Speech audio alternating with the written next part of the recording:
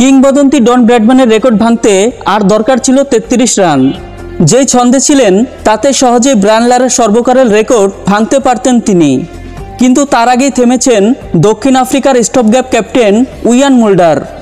জিম্বাবুয়ের বিরুদ্ধে টেস্ট ম্যাচে তিনি মাত্র 334 বল খেলে 367 রান করে ইনিংস ডিক্লেয়ার করেন, যা দেখার পর প্রত্যেকের মনে প্রশ্ন, কেন এই কাজ করলেন মুল্ডার?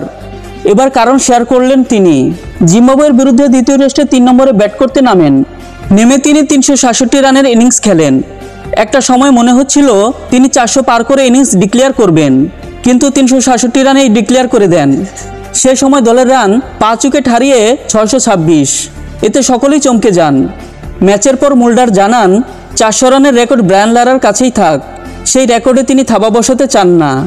ব্রায়ান লারার মতো কিংবদন্তির কাছে সেই রেকর্ডই শোভা পায় বলে তিনি মন্তব্য করেন।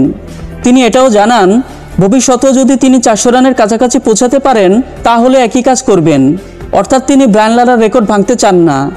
মুল্ডার বলেন, আমি কোচ শুক স্কন্ডারের সঙ্গে এই বিষয় নিয়ে কথা বলেছি, উনিও আমাকে সমর্থন করেছেন। অতীতে একই কাজ করেছিলেন অস্ট্রেলিয়ার মার্ক টেইলর। 1998 সালে পাকিস্তানের বিরুদ্ধে পেশোয়ারের টেস্ট ম্যাচে তিনি 334 রান করে ডিক্লেয়ার করেন। ডন ব্র্যাডম্যানের রেকর্ড ভাঙতে চাননি বলে এই সিদ্ধান্ত নিয়েছিলেন তিনি।